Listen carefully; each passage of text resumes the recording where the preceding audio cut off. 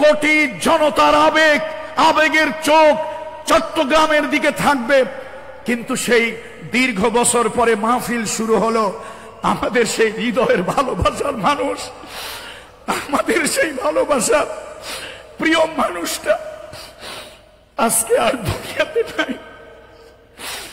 এই পৃথিবী ছেড়ে জালিমের চক্রান্ত এবং ষড়যন্ত্রে এই পৃথিবী ছেড়ে তিনি তার মহান রবের দরবারে চলে গিয়েছেন। আল্লামা সাইদী সাহেব যদি থাকতেন, আজকে তো বক্তা নয়, শ্রোতার আসনে আমরা বসে থাকতাম। আলহামদুলিল্লাহ সুম্মা আলহামদুলিল্লাহ ওয়া আম্মা বা'দ। সমগ্র বাংলাদেশের তাফসীর মাহফিলের পথিকৃৎ ইসলামী সমাজ কল্যাণ পরিষদ চট্টগ্রাম, ইসলামী সমাজ কল্যাণ পরিষদ চট্টগ্রাম একটা ইতিহাস, সেই ইতিহাসের সাক্ষী হয়ে আজকের 5 দিন ব্যাপী তাফসীরুল কোরআন মাহফিলের দ্বিতীয় দিবসে আমরা যারা উপস্থিত হয়েছি, আমাদের মধ্যে আজকের মাহফিলের সম্মানিত সাহেবে সাদর, আল্লাহ তাআলা তাকে দীর্ঘ সুস্থ নেক হায়াত দান করুন। আল্লাহ তাআলা দুনিয়া এবং আখিরাতে তাকে আরো বেশি সম্মানিত করুন এবং দ্বীনের এই খিদমত আঞ্জাম দেওয়ার জন্য আল্লাহ তাআলা আজকের সভাপতি মহোদয়কে দীর্ঘ সুস্থ নেক হায়াত দিয়ে এই দুনিয়াতে অনেক দিন পর্যন্ত আল্লাহ তাআলা বাঁচিয়ে রাখুন। আজকের মাহফিলে উপস্থিত আকাশের নক্ষত্র তুল্য হাজারাত উলামায়ে কেরাম, আইম্মায়ে মাসাজিদ,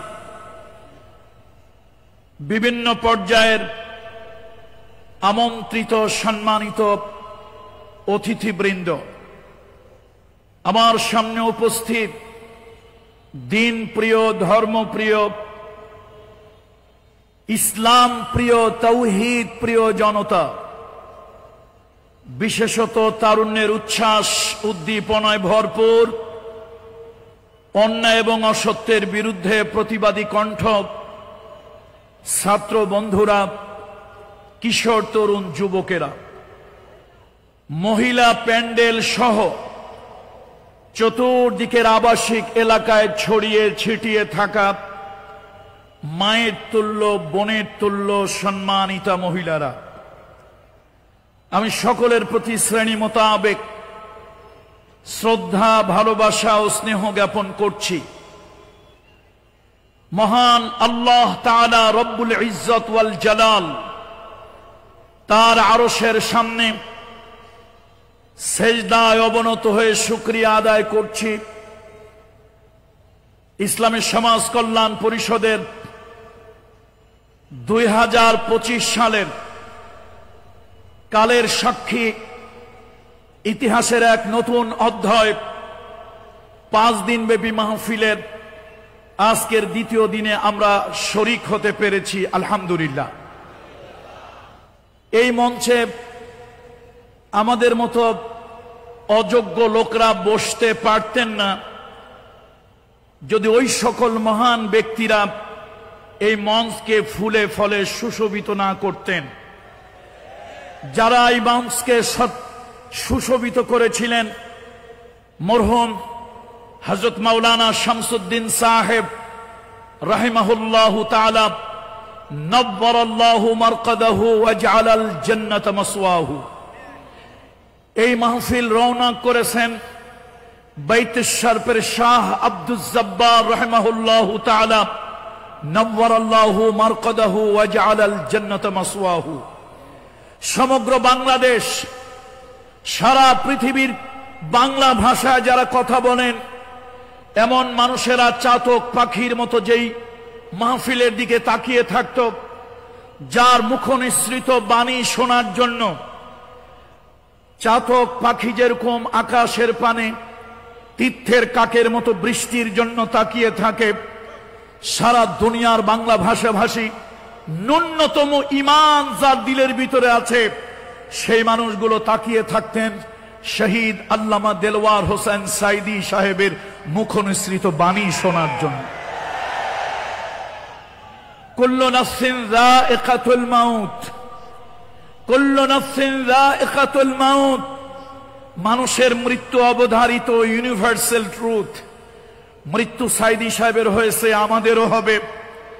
তবে কেন যেন বুকের মধ্যে একটা সুপ্ত লালনা, বুকের ভিতরে একটা আশা লালন পালন করে বড় করছিলাম, জালিমের একদিন পতন হবে। শহীদ আল্লামা দেলওয়ার হোসেন সাইদির ব্যাপারে এই চিন্তা করতাম, উনি একদিন মুক্ত বাতাসে বের হয়ে আসবে। চট্টগ্রাম প্যারেড গ্রাউন্ডের সেই মাহফিল আবার শুরু হবে, সমাজ কল্যাণের মাহফিল আবার শুরু হবে। আল্লাহ তাআলা এই বাংলাদেশে আলেম ছিলেন, অনেক আলেম। সাইদি সাহেব হুজুর রাহিমাহুল্লাহ তাআলার থেকে অনেক বড় বড় জয়্যদ কিতাবী আলেম ছিল, আলহামদুলিল্লাহ। কিন্তু সাইদি সাহেব পৃথিবী একজন ছিলেন পৃথিবীতে যিনি তাফসীরুল কোরআন বিল কোরআন, কোরআন দিয়ে আল্লাহর কোরআনকে উপস্থাপন করেছেন। আল্লাহ তাআলা তাফসীরের যেই নতুন ধারা তিনি জাতির সামনে উপস্থাপন করে আমাদের মতো ছাত্রদেরকে যিনি শিক্ষা দিয়েছেন, আজকে তার ধারাবাহিকতায় আমরাও, আগের দিনে আমাদের মুরব্বীরা কোরআনের তাফসীর করতেন, বিভিন্ন শের আশআর গুলি পড়তেন। এগুলো দোষণীয় নয়, বিভিন্ন শের আশআর পড়তেন, কিন্তু কোরআনের তাফসীর কোরআন দিয়ে হতো না বললেই চলে। মরহুম সাইদি সাহেব এই সমাজ কল্যাণ পরিষদের মাহফিলে কোরআনুল কারীমের 1 রুকু 2 রুকুর ব্যাখ্যা করতে গিয়ে শত শত আয়াত ব্যাখ্যা হিসাবে নিয়ে আসতেন। সত্যি এটা ছিল একটা অনুকরণীয় বিষয়। আল্লাহ তাআলা সমাজ কল্যাণ পরিষদের যারা চলে গেছেন আপনার দরবারে, যারা এখনো বেঁচে আছেন, এই মাহফিলের আয়োজন করেছেন, মরহুম আল্লামা সাইদি সাহেব সহ জান্নাতের ভিতরে আমাদের মতো পাপী গুনাহগারদেরকে একটা তাফসীরের আয়োজন করে সেখানের শ্রোতা হওয়ার তৌফিক দান করি। আল্লাহ তাআলা আমাদের সকলকে কবুল করুন। সম্মানিত শ্রোতা মণ্ডলী, আজকে আমি আপনাদের সামনে ওই সকল লোকদের আলোচনা করতে চাই আল্লাহ তাআলা যাদেরকে ভালোবাসেন। আল্লাহ তাআলা যাদেরকে ভালোবাসেন, আল্লাহর ভালোবাসার লোক কারা, সেই লোকগুলোকে নিয়ে আলোচনা করতে চাই। মুমিনের জীবনের সব থেকে কাঙ্ক্ষিত হলো আল্লাহর ভালোবাসা পাওয়া। মুমিনের জীবনের চাওয়া পাওয়াই হলো আল্লাহর ভালোবাসা। এই পৃথিবীর মানুষের ভালোবাসা ক্ষণস্থায়ী, মহামহিম আল্লাহ তাআলার ভালোবাসা হলো চিরস্থায়ী। আজকে আমার বক্তব্য, আমার বয়ান, আমার তাকরীর হবে সে ভালোবাসার উপরে। 14ই ফেব্রুয়ারির ভ্যালেন্টাইন্স ডে এর ভালোবাসা নয়, মরহুম আল্লামা সাইদি সাহেব হুজুর যাকে বলেছিলেন বিশ্ব বেহায়া দিবস, সেই বিশ্ব বেহায়া দিবসের ভালোবাসা নয়। এমন এক ভালোবাসা যে ভালোবাসায় আল্লাহকে পাওয়া যায়।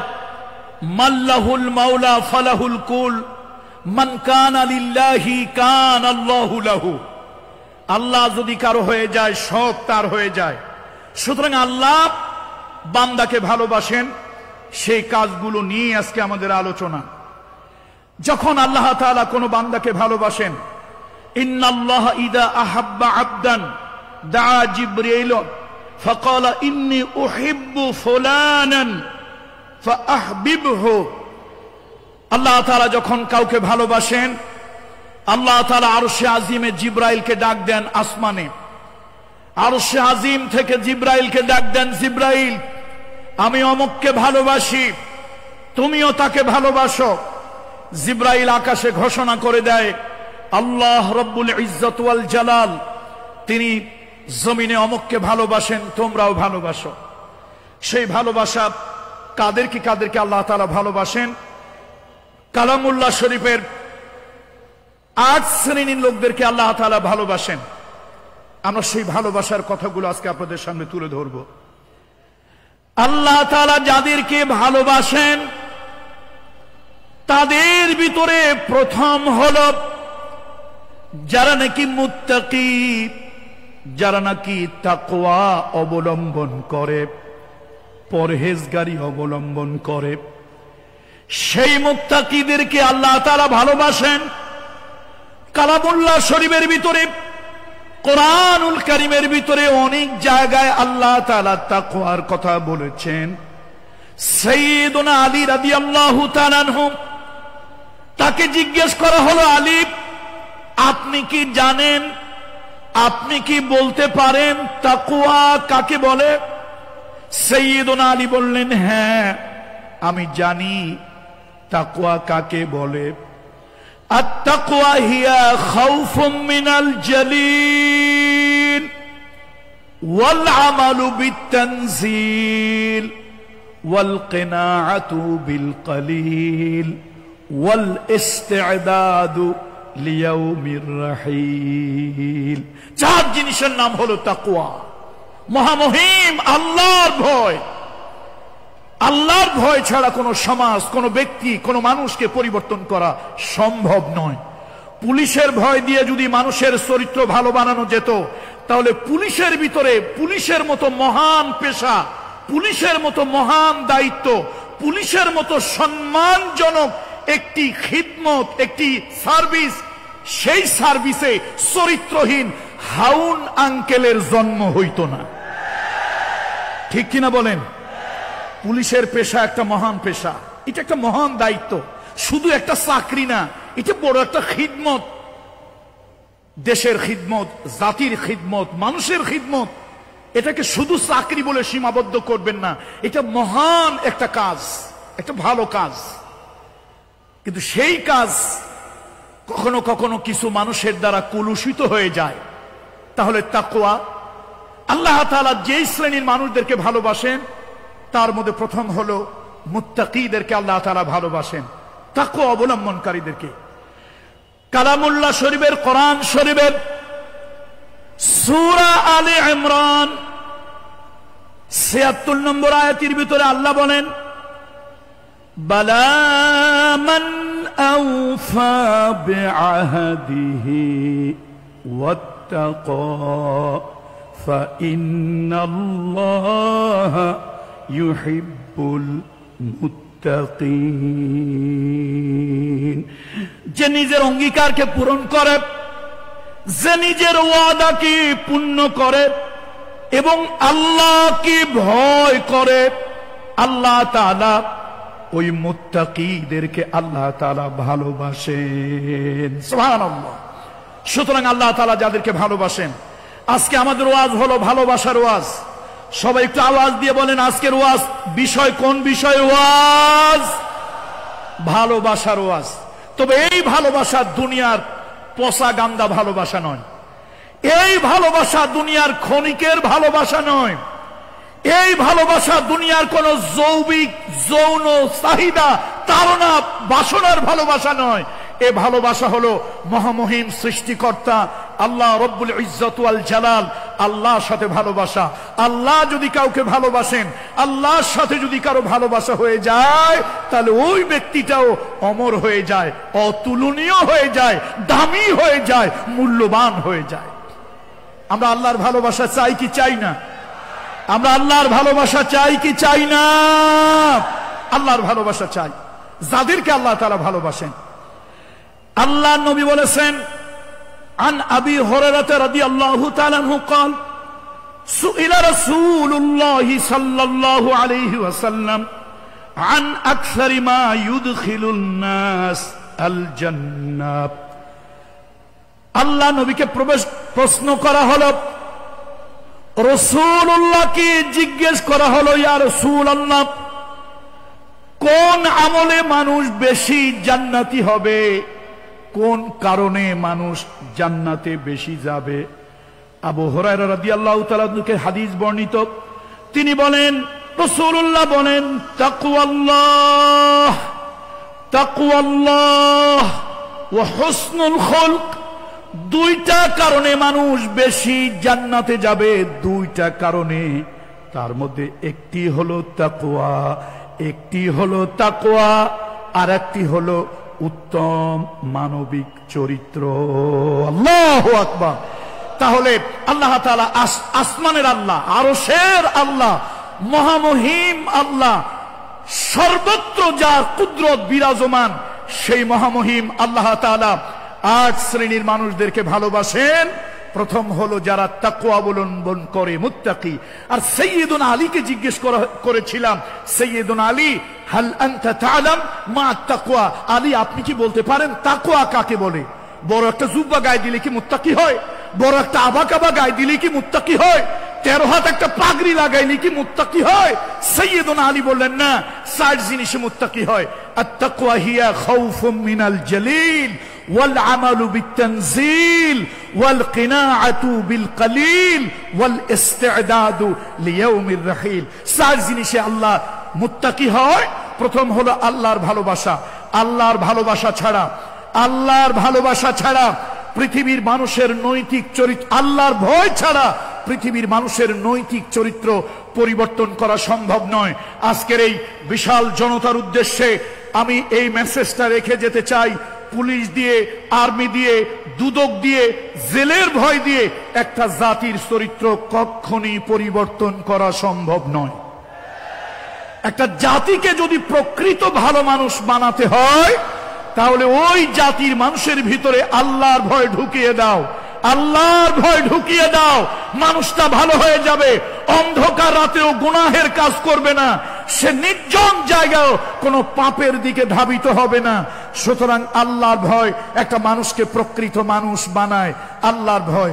দ্বিতীয় হলো কোরআন এবং হাদিস অনুযায়ী তার আমল হবে। ওয়াল আমালু বিত-তানজিল ওয়াল কিনাআতু বিল কলিল। তার লোভ কম হবে। এই দুনিয়ায় যাদের লোভ বেশি তাদের পাপ বেশি।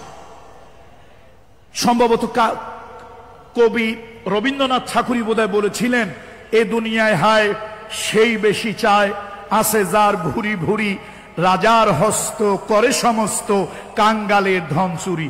আমার দেশে আমরা দেখেছি আগের দিনে মানুষ পেটের দায়, গরিব মানুষ 2 কেজি চাল, 2 কেজি ডাউল, একটা লুঙ্গি, একটা শাড়ি, একটা বদনা, এগুলি চুরি করতো মানুষ পেটের দায়।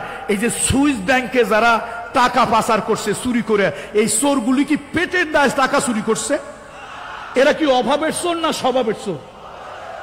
স্বভাবের চোর। সুতরাং আসুন, সাইয়্যিদুনা আলী রাদিয়াল্লাহু তাআলা আনহু, মানুষ যেরকম তার কথা ওইরকম মূল্যবান। সাইয়্যিদুনা আলী বলেছেন, মুত্তাকিদের একটা বড় গুণ হলো তাদের লোভকে সম্বরণ করে, তারা লোভী হয় না। এই লোভের কারণেই এত পাপ হয়েছে। দেশে উন্নয়ন হয়েছে, আমি অস্বীকার করি না, তবে দেশের উন্নয়ন যা হয়েছে তার থেকে অনেক বেশি কিছু মানুষের পেট আর পকেটের উন্নয়ন হয়েছে। কিসের উন্নয়ন হয়েছে ভাই? পেট আর পকেটের। সুতরাং আসুন, আল্লাহর ভয়। তারপরে হলো কোরআন আর সুন্নাহ অনুযায়ী আমল। দ্বিতীয় হলো লোভ সম্বরণ। তৃতীয়, চতুর্থ হলো একটা বাস্তবতাকে রিয়ালাইজ করতে হবে, একটা বাস্তবতাকে মনে রাখতে হবে। রাজা বলেন, বাদশাহ বলেন, আমির বলেন, ফকির বলেন, ধনী বলেন, গরিব বলেন, এই পৃথিবীতে কেউ চিরদিন থাকার জন্য আসেনি। পৃথিবীতে আমরা কেউ চিরদিন থাকার জন্য আসি নাই।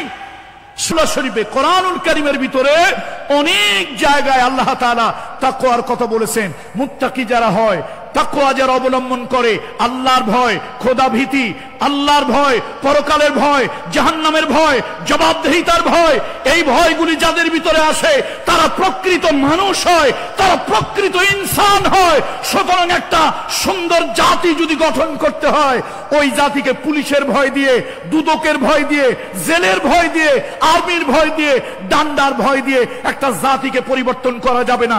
মুহাম্মদ রাসূলুল্লাহ সাল্লাল্লাহু আলাইহি ওয়াসাল্লাম আইয়ামে জাহিলিয়াতের একটা জাতিকে তিনি পরিবর্তন করেছিলেন, একটা রেডিক্যাল চেঞ্জ, একটা আমূল পরিবর্তন রাসূলুল্লাহ সাল্লাল্লাহু আলাইহি ওয়াসাল্লাম করেছিলেন।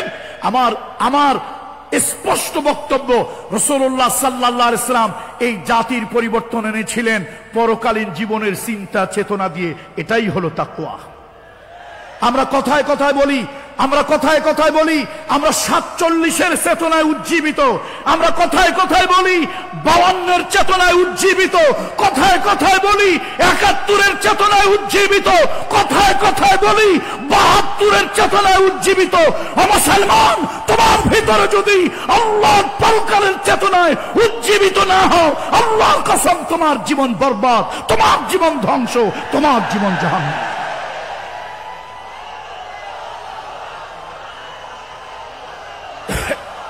বন্ধুরা আমার, বন্ধুরা আমার, সেই পরকালীন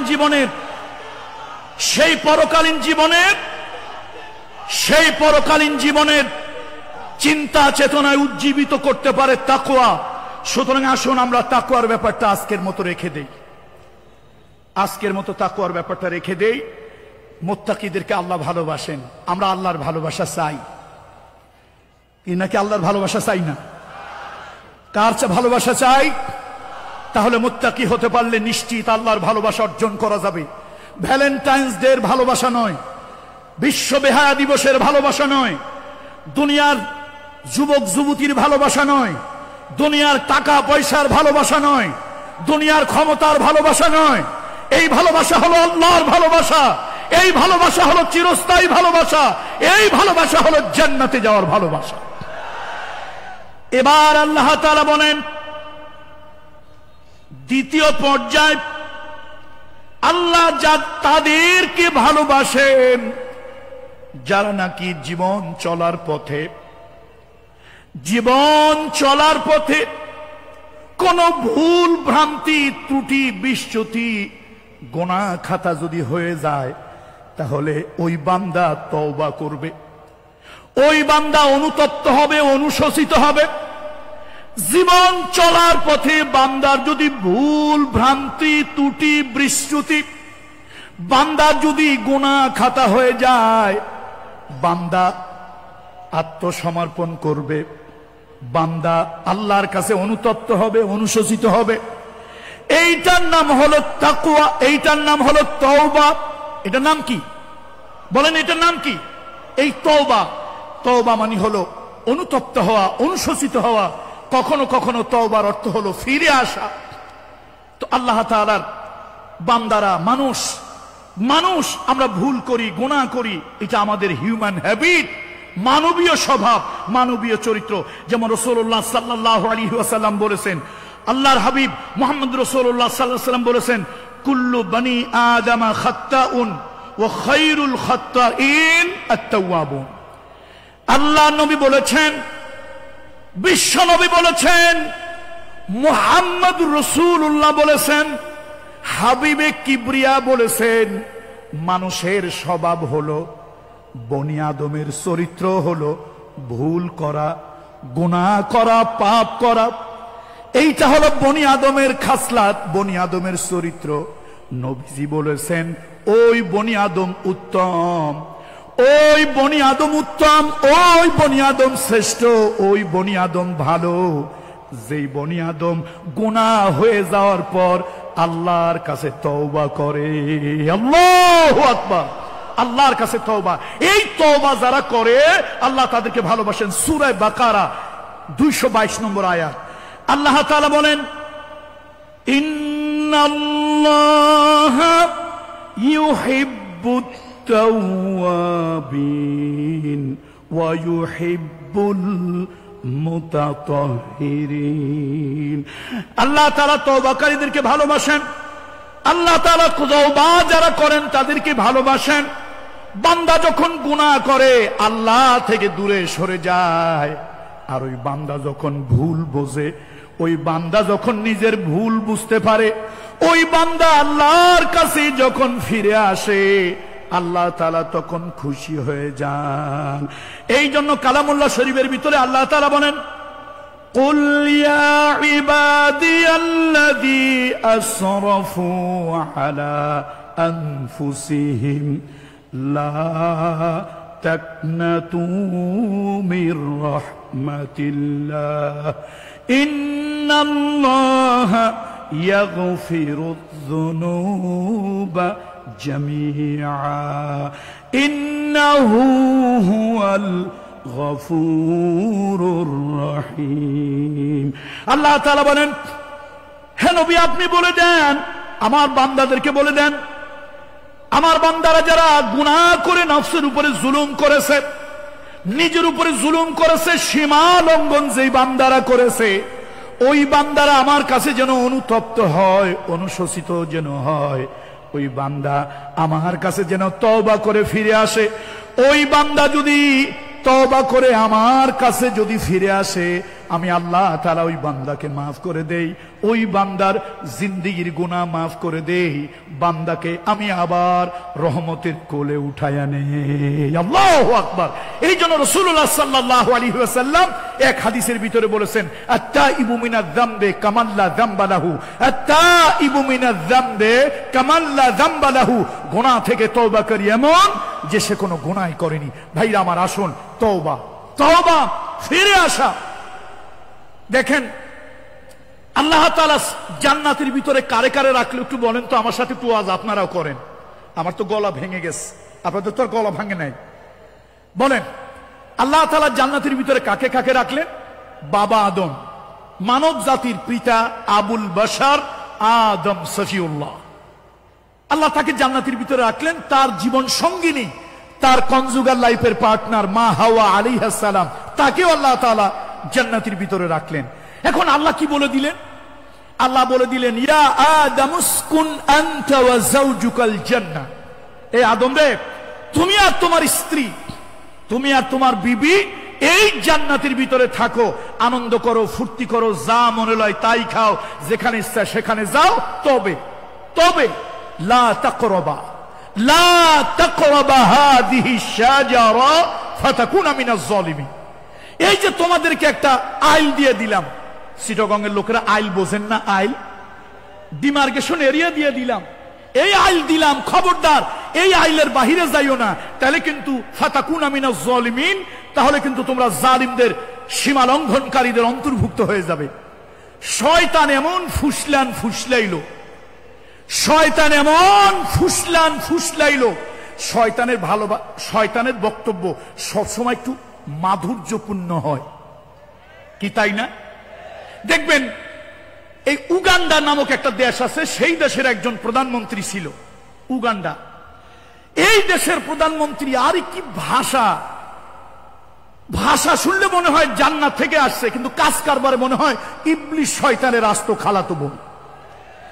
দেখেন টেলিভিশনের ক্যামেরার সামনে এসে কি সুন্দর অভিনয় করলো। আচ্ছা, মানুষ যদি কান্দে পানি কি নাক দিয়ে পড়ে না চোখ দিয়ে পড়ে? চোখ দিয়ে আগে পড়বে, তারপরে নাক দিয়া। এই উগান্ডা নামক একটা দেশের প্রধানমন্ত্রী ছিল মহিলা, সেই মহিলা ক্যামেরার সামনে কেমন ভাব ধরলো, এসে কি করলো, সেই মহিলা টিস্যু নিল হাতের ভিতরে, কানলো একটু। দেশে যখন ছাত্ররা দাউ দাউ করে আগুন জ্বালিয়ে দিল, আমি তখন হেলিকপ্টার থেকে পানি ছিটাইয়া আগুন নিবাইলাম। কোন দেশ বলতেছিলাম? কোন দেশ?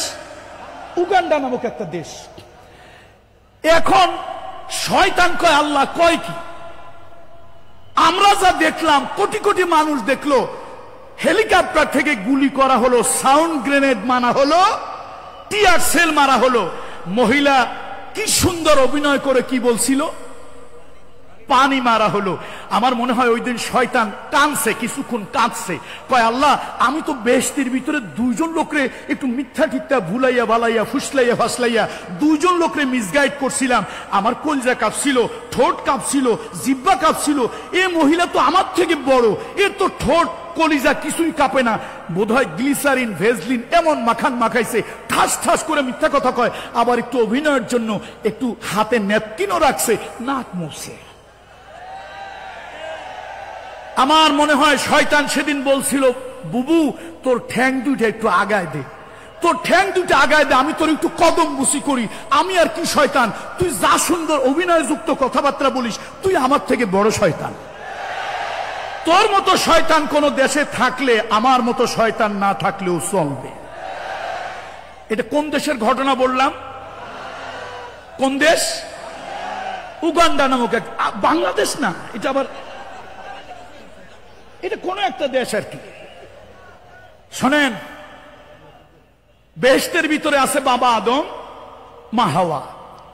শয়তান কয় এইটা যদি অতিক্রম করেন, এই যে ডিমার্গেশন, এই আইল যদি অতিক্রম করেন, চিরস্থায়ী হবেন, চিরঞ্জীব হবেন, জান্নাতের অনন্ত সুখ চিরকাল ভোগ করবেন।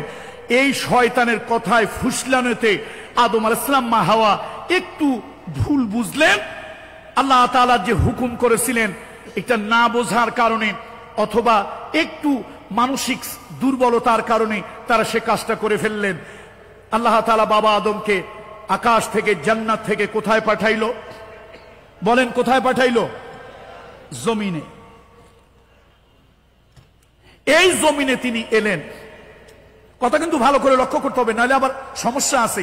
কালকে আবার সেই কিছু দিন বিদ্বেষী, ধর্ম বিদ্বেষী অথবা যারা সমাজ কল্যাণের বিদ্বেষী, এই দিনের বিশাল এই আয়োজন দেখে যাদের কলিজায় জলে পড়ে, কালকে আবার তারা নতুন একটা ফতোয়া বাইর করবে, আনসারী সাহেব, পীরজাদা পীর সাহেব টাকের হাট উনি এই ভুল করেছে। কথা ভালো করে শুনতে হবে। বলছিলাম আদম আলাইহিস সালাতু ওয়াস সালাম আল্লাহ তাআলার কুদরতি ইচ্ছা আর তারা শয়তানের প্ররোচনায় যেভাবেই হোক ওই গাছের সন্নিকটে হলো, ডিমার্গেশন এরিয়া পার হলো, আল্লাহ তারে দুনিয়ায় পাঠায় দিলেন। আচ্ছা আপনারা বলেন তো, বুঝে শুনে বলবেন, তালে তাল দিবেন না, বুঝে শুনে বলেন, দুনিয়া আসার পর আদম আলাইহিস সালামের মর্যাদা বাড়ছে না কমছে? কেন বাড়লো? গুনাহ করলে তো মর্যাদা কমে যাওয়ার কথা। আসলে আদম আলাইহিস সালাতু ওয়াস সালাম তিনি বুঝলেন যে আমি তো গুনাহ করি নাই, আমি ভুল করেছি, নিজের নফসের প্রতি জুলম করেছি, আল্লাহ আমার কল্যাণ চেয়েছিল। তিনি অনুতপ্ত হলেন, অনুশোচিত হলেন, রিগ্রেট ফিল করলেন, এত কাঁদা কাঁদলেন, আল্লাহর কাছে এত তওবা করলেন। এই তওবার কারণে আল্লাহ তার প্রতি সন্তুষ্ট হয়ে, আগে তিনি ছিলেন সিম্পল মানুষ, এবার আল্লাহ তাআলা তাকে প্রথম পয়গম্বর জমিনে বানিয়ে দিলেন। তাহলে তওবার দ্বারা বান্দার মর্যাদা বাড়ে না কমে? তওবার দ্বারা বান্দার মর্যাদা বৃদ্ধি পায় না বান্দার মর্যাদা সংকুচিত হয়? আমার বন্ধুরা, আমার মুরব্বীরা, শয়তান যদি আল্লাহর কাছে অনুতপ্ত হতো, অনুশোচিত হতো, আল্লাহর কাছে যদি কাঁদতো, আল্লাহর কাছে যদি অনুনয় বিনয় করত, মহামহিম আল্লাহ তাআলা, গফুর গফফার আল্লাহ তাআলা, রহিম রহমান আল্লাহ তাআলা, হয়তো শয়তানকেও আল্লাহ তাআলা মাফ করে দিতেন। কিন্তু শয়তান তা করে নাই। আদম আলাইহিস সালাম করলেন, ও রব্বানা যালামনা আনফুসানা ওয়া ইল্লাম তাগফির লানা ওয়া তারহামনা লানাকুনান্না মিনাল খাসিরিন। আদম আলাইহিস সালাম আল্লাহর কাছে অনুতপ্ত হলেন, আল্লাহর কাছে অনুশোচিত হলেন, আল্লাহর কাছে তিনি স্যালেন্ডার করলেন। আল্লাহ তার সম্মান বাড়িয়ে দিলেন, আল্লাহ তার মর্যাদা বাড়িয়ে দিলেন। আদম আলাইহিস সালামকে আল্লাহ তাআলা ক্ষমা তো করে দিলেন। আল্লাহ তাআলা শুধু ক্ষমা করে দেন নাই, এই পৃথিবীতে আল্লাহ তাআলা প্রথম পয়গম্বর আদম আলাইহিস সালামকে বানিয়ে দিল। সুতরাং আজকের মাহফিলের লক্ষ শ্রোতা মণ্ডলীকে, আজকের মাহফিলের লক্ষ শ্রোতা মণ্ডলীকে বলবো, আসুন আমরা মানুষ, জীবন চলার পথে অনেক ভুল করেছি, গুনাহ করেছি। আমরা যদি আল্লাহর কাছে অনুতপ্ত হই, আল্লাহর কাছে অনুশোচিত হই, চোখের পানি ছেড়ে দিয়ে আল্লাহর কাছে যদি কাঁদি, আপনি আমি শুধু মানুষ থাকবো না, আল্লাহর ভালোবাসার পাত্রে পরিণত হয়ে যাব। আল্লাহু আকবার। আল্লাহর ভালোবাসা চাই, আল্লাহর ভালোবাসা কি চাই? তাহলে আসুন এই সবক নিয়ে বাড়ি যাই, এই সবক নিয়ে বাড়ি যাই। আমি মানুষ, জীবন চলার পথে আমার দ্বারা ভুল ভ্রান্তি ত্রুটি বিস্তৃত হয়েছে, আর আমি আমার মালিকের কাছে অনুতপ্ত হব, অনুশোচিত হব, তওবা করব। তওবা যদি আমি করি, আমার মালিক, আমার প্রভু আমাকে ভালোবাসবেন, আমাকে ক্ষমা করবেন, আমার ইজ্জত, আমার সম্মান, আমার মর্যাদা আল্লাহ তাআলা বাড়িয়ে দেবেন। তিন নম্বরে হল যারা নাকি পবিত্রতা অর্জন করে, যারা নাকি পাক সাফ থাকে, পবিত্রতা অর্জন করে, আল্লাহ তাআলা তাদেরকে ভালোবাসেন। কোরআন শরীফের ভিতরে একটু আগে বলেছিলাম, কোরআন শরীফের ভিতরে আল্লাহ তাআলা বলেন ওয়ায়াসআলুনাকা আনিল মাহিজ কুল হুয়া আযান। আল্লাহ তাআলার হাবিবকে জিজ্ঞেস করা হলো, লোকেরা ইয়া রাসূলুল্লাহ হায়েজ নেফাস সম্পর্কে আপনার কাছে লোকেরা জিজ্ঞেস করে। রাসূলুল্লাহ সাল্লাল্লাহু আলাইহি ওয়াসাল্লাম আল্লাহর নবীর কাছে একজন সাহাবী এসে বলল, ইয়া রাসূলুল্লাহ আমাদের স্ত্রী, আমাদের কন্যাদের মাসের বিশেষ একটা সময় অপবিত্র হয়ে যায়, তখন তাদের সাথে আমরা কি করব, কেমন আচরণ করব? ইহুদি ধর্মের লোকেরা নারীরা যদি নাপাক হয়ে যায়, তাদের হায়েজ হয়, নেফাস হয়, ইহুদি ধর্মের লোকেরা তাদেরকে ঘৃণা করে, দূরে রাখে। এবং ইহুদিদের ভিতরে একটা গোষ্ঠী আছে, একটা গোত্র আছে, নারী যদি শারীরিকভাবে নাপাক হয়ে যায় ওই নারীকে ঘরেও জায়গা দেয় না। আবার এর উল্টা হলো খ্রিস্টানেরা, কোন নারী যদি নাপাক হয় তাহলে তারা অন্যভাবে তাকে ব্যবহার করে। নাউযুবিল্লাহ। মুহাম্মদ রাসূলুল্লাহ সাল্লাল্লাহু আলাইহি ওয়াসাল্লাম আল্লাহ রাসূলের কাছে জিজ্ঞেস করা হলো, আরশ থেকে আল্লাহ তাআলা বিধান বর্ণনা করে দিলেন। আল্লাহ তাআলা বললেন, ইন্নাল্লাহা ইউহিব্বুত তাওয়াবিন ওয়া ইউহিব্বুল মুতাতাহহিরিন। আল্লাহ তাআলা পবিত্রতা অর্জনকারীদেরকে আল্লাহ ভালোবাসেন যারা পবিত্রতা অর্জন করে। বন্ধুরা আমার, রাসূলুল্লাহ সাল্লাল্লাহু আলাইহি ওয়াসাল্লাম আম্মা জানের একটা বর্ণনা, আয়েশা সিদ্দিকা রাদিয়াল্লাহু তাআলা আনহা বলেন, একবার আজকের রাতে নবীজি আমার ঘরে থাকবেন, হাবিবে কিবরিয়া রাহমাতুল লিল আলামিন আমার ঘরে থাকবেন। নবীজি আমার ঘরে আজকে শোয়ার পালা। ওই দিন আমি শারীরিকভাবে অসুস্থ হয়ে পড়লাম। এবার আমি রাসূলুল্লাহর জন্য একটা বিছানা করলাম, আমার জন্য একটা বিছানা করলাম, আমার জন্য একটা আলাদা বিছানা, রাসূলুল্লাহর জন্য একটা আলাদা বিছানা। নবীজি এশার সালাত পড়ে আসলেন। আল্লাহর হাবিব এশার সালাত পড়ে আমার হুজরার ভিতরে প্রবেশ করলেন। নবীজি আমার কাছে এসে শুইলেন। এখন নবীজি যখন আমার কাছে শুয়েছে, আমি তো ঋতুবতী, আমার তো হায়েজ হয়েছে। আমি কি করলাম, একটু হেজিটেশন ফিল করছিলাম, একটু দ্বিধান্বিত ছিলাম, একটু সংকোচ বোধ করছিলাম। নবীজি আমার কাছে চাপে, আমি একটু দূরে যাই, নবীজি আমার কাছে চাপে, আমি একটু দূরে যাই। তারপরে নবীজি আমার এত কাছে আসলেন যে পাতলা বা এক টুকরা কাপড় ছাড়া রাসূলুল্লাহর আমার মাঝখানে কোনো পৃথক ছিল না, ফাঁক ছিল না, কোন ধরনের কোনো খালি ছিল না রাসূলুল্লাহর আমার মধ্যে, শুধু কাপড় ছাড়া। আমি তো রাসূলুল্লাহকে বোঝাতে চেষ্টা করলাম যে আমি ঋতুবর্তী। রাসূলুল্লাহ সাল্লাল্লাহু আলাইহি ওয়াসাল্লাম আমাকে ঘৃণা করলেন না, আমাকে অপছন্দ করলেন না, আমাকে অসন্তুষ্ট হয়ে দূরে ঠেলে দিলেন না, বরং রাসূলুল্লাহ সাল্লাল্লাহু আলাইহি ওয়াসাল্লাম আদর সোহাগ করে আমার পাশে শুইলেন এবং আল্লাহ রাসূল সাল্লাল্লাহু আলাইহি ওয়াসাল্লাম ঘুমিয়ে পড়লেন। অবশ্য গভীর রাত্রে আমি একবার ঘুম ভাঙলো, রাসূলুল্লাহ সাল্লাল্লাহু আলাইহি ওয়াসাল্লাম, আমি হাতড়ায় দেখি নবীজি আমার পাশে নাই। আমার মনের মধ্যে ব্যথা লাগলো, আমি কি অপবিত্র, আমি অসুস্থ, এই জন্য কি নবী আমাকে ফেলে অন্য কোন স্ত্রীর ঘরে চলে গেলেন কিনা। এরপরে একটু পরে আমার কাছে গুনগুন কান্নার আওয়াজ আমার কানের মধ্যে এলো। আমি অনুভব করলাম রহমাতুল লিল আলামিন গভীর রাত্রে এই ছোট্ট হুজরার মধ্যে আল্লাহর নবী নামাজের সেজদার মধ্যে আল্লাহর কাছে কাঁদতেছে। আল্লাহু আকবার, আল্লাহু আকবার। তো বন্ধুরা আমার, আল্লাহ তাআলা পবিত্রতা অর্জনকারীদেরকে ভালোবাসেন। এই যে মেরাজের চাঁদ, রজবের চাঁদ, আল্লাহর নবী প্রথম হলো ইসরা করলেন। ইসরা হলো মক্কা থেকে বাইতুল মুকাদ্দাস পর্যন্ত ইসরা হলো, রাত্রিকালীন ভ্রমণ হলো। এরপরে বাইতুল মুকাদ্দাস থেকে আল্লাহ তাআলা ঊর্ধ্ব লোকে নিলেন, আসমানে নিলেন। নবীজির সঙ্গে সফর সঙ্গী হলো জিবরাইল। আল্লাহ নবীর সঙ্গে সফর সঙ্গী জিবরাইল। রাসূলুল্লাহ জিবরাইলকে নিয়ে জান্নাত দেখার জন্য প্রবেশ করলেন। হাদিসের মধ্যে আসছে রাসূলুল্লাহ ওই জান্নাতের ভিতরে ঢুকে আওয়াজ পেলেন খসখসা। হাদিসের ভিতরে আসছে খসখসা, মা হাদা ইয়া জিব্রাইল, ও জিব্রাইল, এই যে খসখসা আওয়াজ আমার কানের ভিতরে আসে, এই আওয়াজটা কিসের আওয়াজ? ও জিব্রাইল, আমার কানের ভিতরে আওয়াজ আসে, এই আওয়াজটা কিসের আওয়াজ? সাইয়্যিদুনা মুহাম্মদ রাসূলুল্লাহর জবাবে জিব্রাইল বলল, হাদা বেলাল ইয়া রাসূলুল্লাহ, হাদা বেলাল ইয়া রাসূলুল্লাহ। হে আল্লাহর নবী, এই যে আপনি আওয়াজ শুনতে পাচ্ছেন, যে আওয়াজটা আপনি শুনতে পাচ্ছেন, এই আওয়াজ হলো আপনার সাহাবী বেলালের আওয়াজ।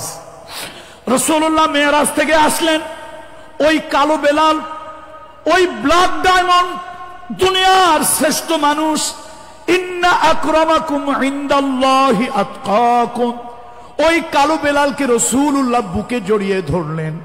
আল্লাহর নবী তাকে বুকে জড়িয়ে ধরে জিজ্ঞেস করলেন, বেলাল, ও বেলাল, আমি যখন মেরাজে গেলাম, ঊর্ধ্বলোকে গেলাম, জান্নাতের ভিতরে তোমার আওয়াজ আমি শুনতে পেলাম। আমি যখন রফরফে করে আল্লাহর আরশের দিকে যাচ্ছিলাম, আমি একাকী, ভয় ভয় লাগছিল। তোমার আওয়াজ আমার ভয় দূর করে দিয়েছে, আমার একাকিত্ব দূর করে দিয়েছে। বেলাল, তুমি এমন কি আমল করো, এমন কি আমল করো, আমাকে বলো যে আমলটা আল্লাহ তাআলা পছন্দ করেন। সাইয়্যিদুনা বেলাল বলে, ইয়া রাসূলুল্লাহ, আমি তো এমন কোন আলাদা আমল করতে পারি না। নবীজি বললেন, না, তুমি যে আমল করো ওই আমলের কথা আমাকে বলো। সাইয়্যিদুনা বেলাল বলেন, ইয়া রাসূলুল্লাহ, ইয়া রাসূলুল্লাহ, আমি কখনো নাপাক থাকি না, অপবিত্র থাকি না। আমি যখন ইস্তেনজা করি, পায়খানা প্রস্রাব করি, স্বাভাবিক নাপাক হয়ে যায়, আমি তখনই ওযু করি। আর যদি মাখরু ওয়াক্ত যদি না হয়, তাহিয়াতুল ওযু 2 রাকাত সালাত আদায় করি। আমার আমলের ভিতরে এইটাই একটা আমল, আমি কখনো নাপাক থাকি না। আমার শরীর স্বাভাবিক নাপাক হয়ে গেলেই আমি পবিত্রতা অর্জন করি, ওযু করি। নবীজি বুকে জড়িয়ে ধরে, রাহমাতুল্লিল আলামিন আল্লাহর হাবিব তাকে বুকে জড়িয়ে ধরে আবেগের সাথে বললেন, বেলাল, ও বেলাল, এই আমলটা আল্লাহর কাছে বড় পছন্দনীয়। খবরদার বেলাল, যতদিন বেঁচে থাকবে এই আমলটা তুমি ছেড়ে দেবে না। আমার ভাইরা, বন্ধুরা, এই জন্য আল্লাহ তাআলা পবিত্রতাকে পছন্দ করেন। রাসূলুল্লাহ যখন, আল্লাহর হাবিব যখন ওই গারে হেরায় যখন ওহী পেলেন, নবীজি যখন গারে হেরায় ওহী লাভ করলেন, আল্লাহ রাসূল গারে হেরায় ওহী পাইয়া মা খাদিজার কাছে আসলেন। আল্লাহর নবী একটু ভয় পেয়ে গিয়েছিলেন, একটু কম্বল মুড়ি দিয়ে শুয়ে আছেন, চাদর মুড়ি দিয়ে শুয়ে আছেন। আল্লাহর নবীকে আল্লাহ তাআলা ডেকে বললেন, ইয়া আইয়ুহাল মুদ্দাসসির কুম ফাআনজির ওয়া রাব্বাকা ফাকাব্বির ওয়া সিয়াবাকা ফাতাহহির। এ আমার হাবিব ওঠেন, ও আমার বন্ধু ওঠেন, কম্বল মুড়ি দিয়া, চাদর মুড়ি দিয়া, কাপড় চোপড় মুড়ি দিয়া শুয়ে থাকার জন্য নবুয়তির দায়িত্ব আপনাকে দেই নাই। আপনি ওঠেন, আপনার রবের শ্রেষ্ঠত্ব, মহত্ব মানুষের কাছে তুলে ধরেন, কালেমার দাওয়াত দেন, তাওহীদের দাওয়াত দেন, আর আপনার পরিধেয় বস্ত্রকে আপনি পবিত্র করেন।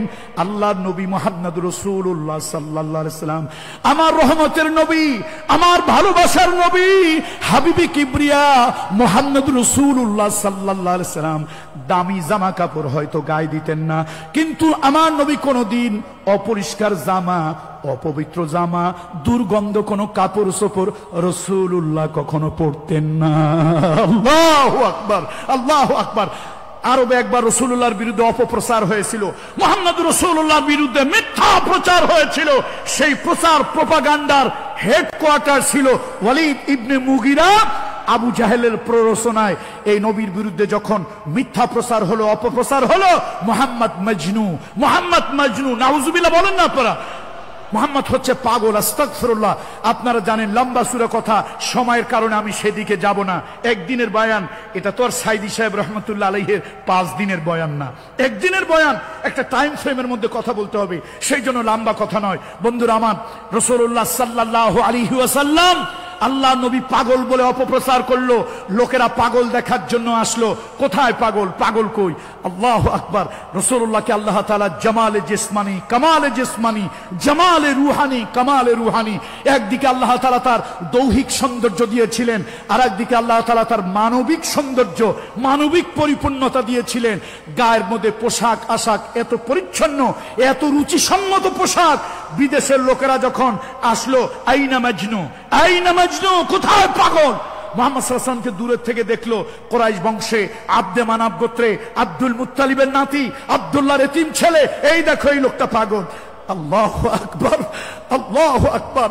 আমার নবীর দাড়িগুলো পরিপাটি বিন্যস্ত, আমার নবীর কাপড়টা কম দামি হোক, পরিষ্কার পরিচ্ছন্ন রুচিসম্মত, এগুলো দেখে লোকদের ধারণা হলো পাগলের কাপড় তো এত পরিষ্কার পরিচ্ছন্ন হতে পারে না, পাগলের পোশাক তো এত রুচিসম্মত হতে পারে না।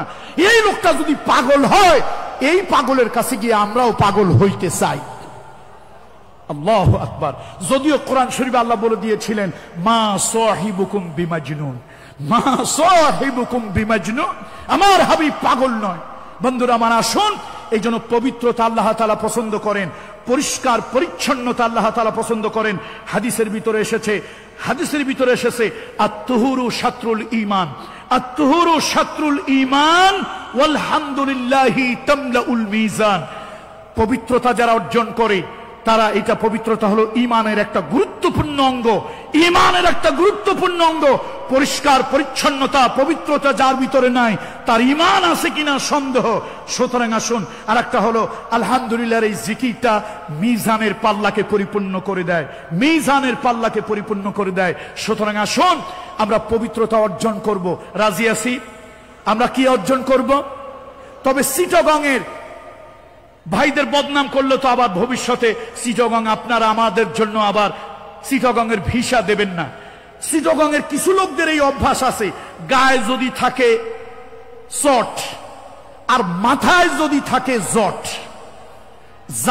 গায়ে যদি থাকে কি জট, চট, মাথায় যদি থাকে, আর মাঝে মাঝে যদি চোখ বন্ধ করে বলা যায় হক মাওলা ইল্লাল্লাহ, হক মাওলা। ওরে বাপ রে বাপ, এই না বড় হুজুর পাইছি, এই না বড় বুজুর্গ পাইছি। ভাইরা আমার, চতুর্দিকে মাহফিলের আওয়াজ যাদের কানে যাচ্ছে, চতুর্দিকে মাহফিলের আওয়াজ যাদের কানে যাচ্ছে, যাদের ধারণা জটের ভিতরে বুজুর্গি আছে, জট যাদের শরীরে আছে তারা নাপাক, জট যাদের শরীরে আছে তারা নাপাক।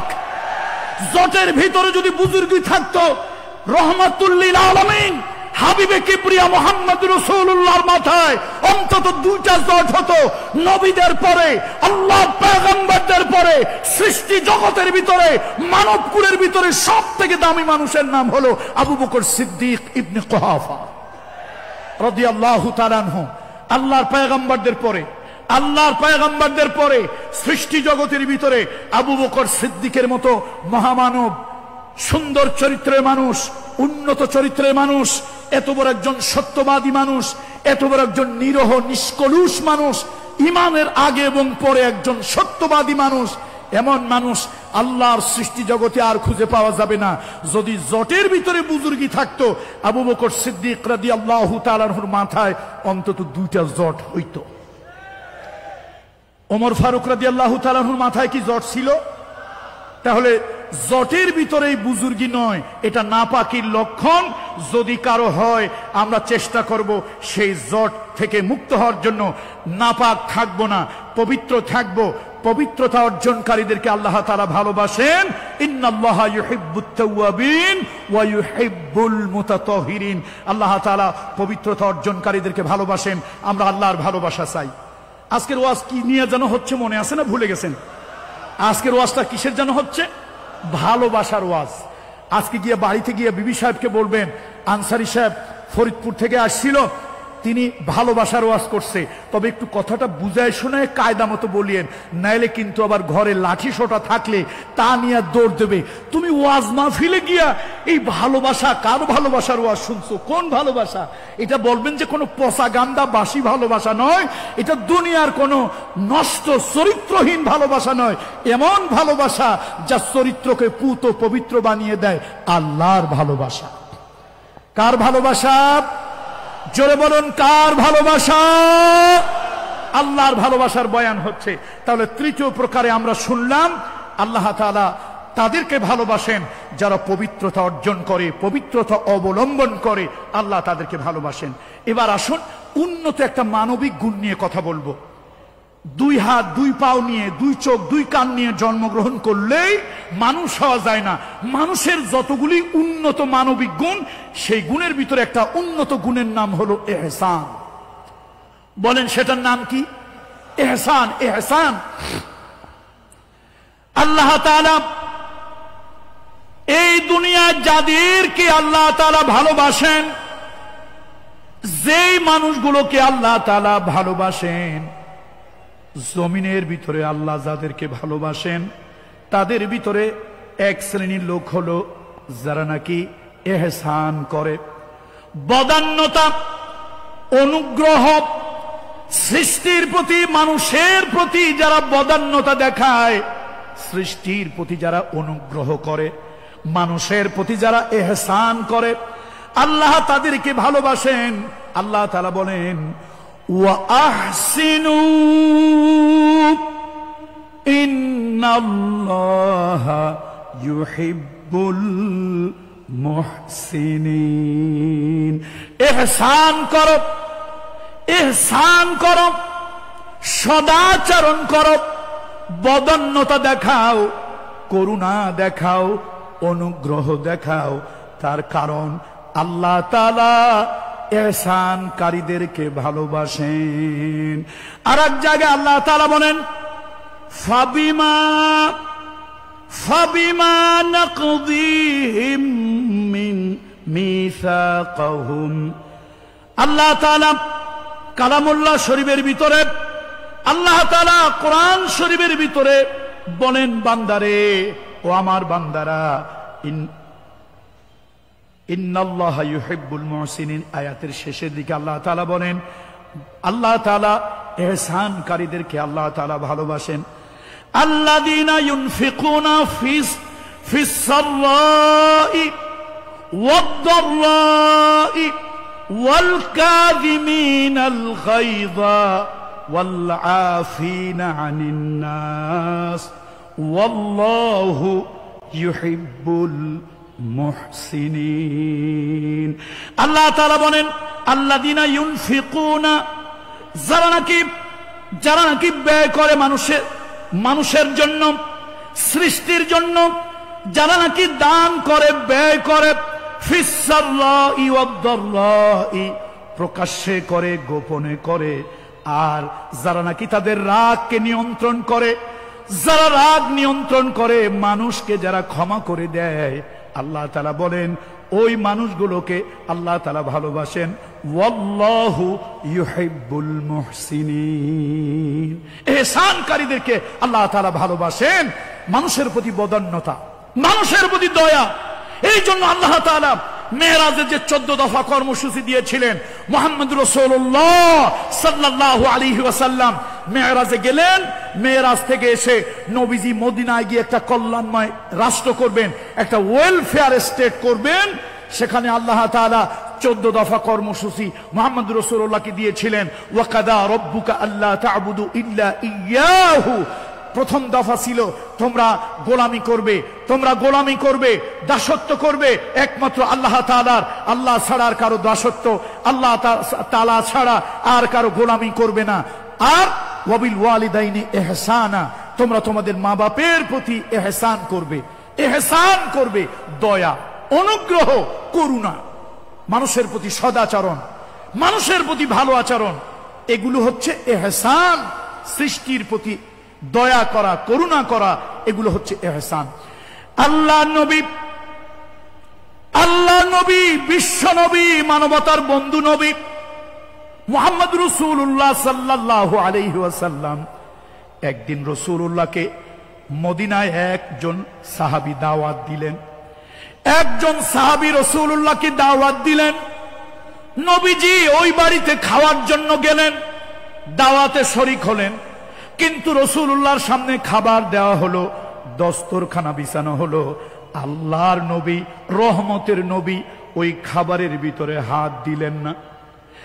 রহমাতুল লিল আলামিন ওই খাবারে হাত দিলেন না। আপনি কাউকে দাওয়াত দিয়েছেন আপনার বাড়িতে খাওয়ার জন্য, খাওয়ানোর জন্য, যাকে দাওয়াত দিলেন তিনি যদি আপনার বাড়িতে খাবার না খান, খাবারের মধ্যে যদি হাত না দেন, আপনার কাছে কেমন কষ্ট লাগবে? ওই সাহাবীর কাছে কষ্ট লাগলো। বলল, ইয়া রাসূলুল্লাহ, আপনি কেন খাবার খান না? আল্লাহ নবী বললেন, তোমার বাড়িতে আমি কিছু খাবো না, তোমার বাড়িতে আমি কিছু খাবো না।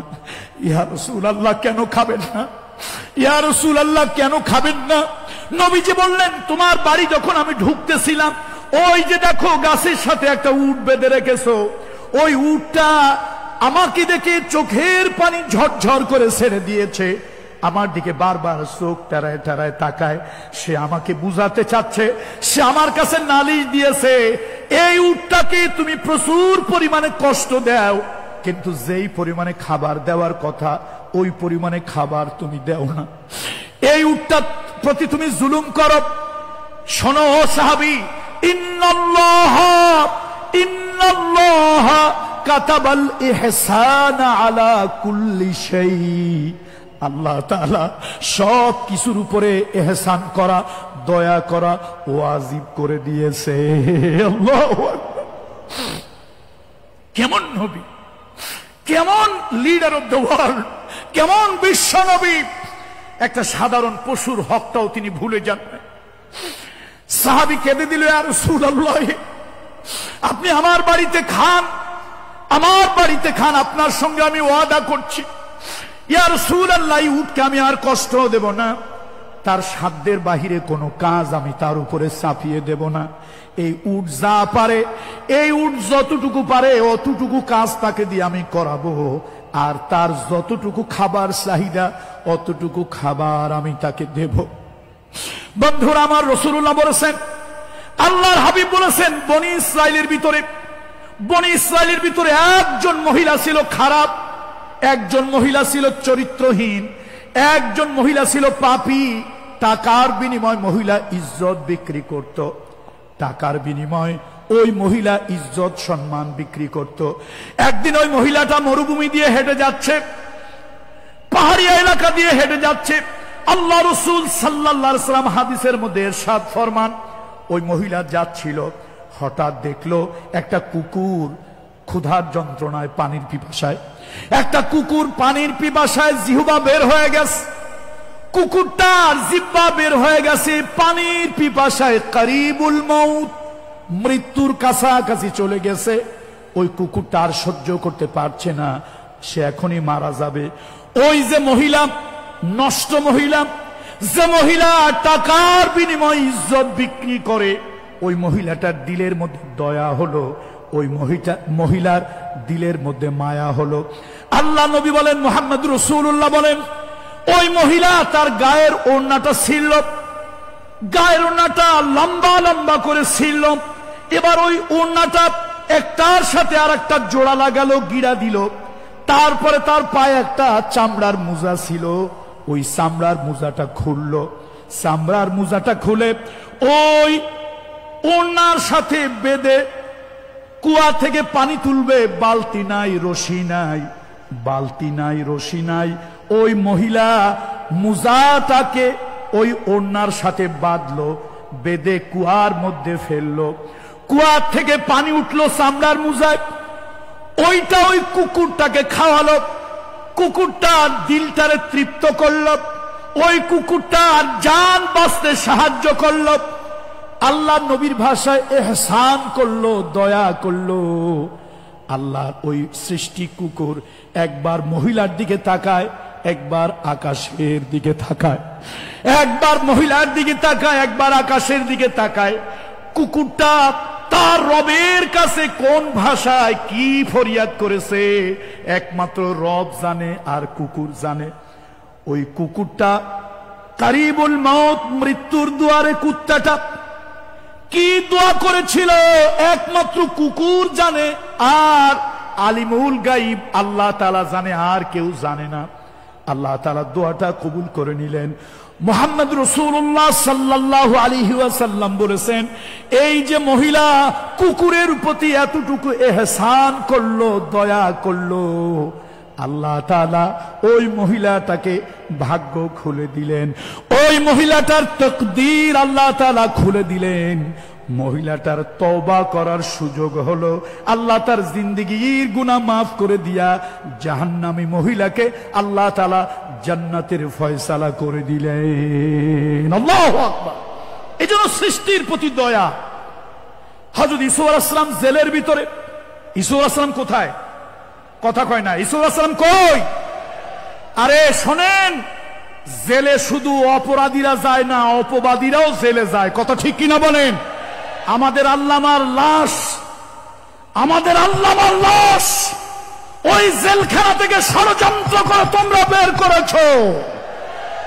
আমাদেরকে তোমরা দীর্ঘ 15.5 বছর ঘরের ভিতরে ঘুমাতে দাও নাই, আমাদের বাচ্চাগুলি আদর করতে দাও নাই, আমাদের বিবি হালাল বৈধ বিবিকে একটু শুয়ে দেখতে দাও নাই।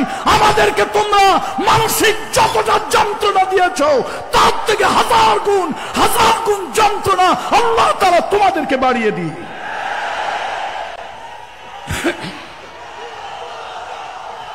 বন্ধুরা আমার, ঈসা আলাইহিস সালাম জেলের ভিতরে। ঈসা আলাইহিস সালাম কোথায়? ঈসা আলাইহিস সালাম কোথায়?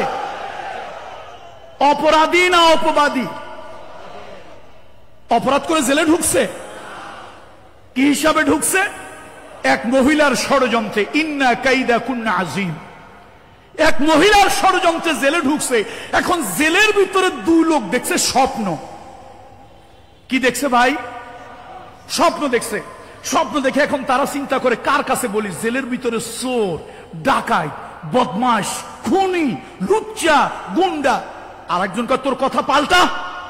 জেলের ভিতরে শুধু খারাপ মানুষ না, 2-4 জন ভালো মানুষও আস।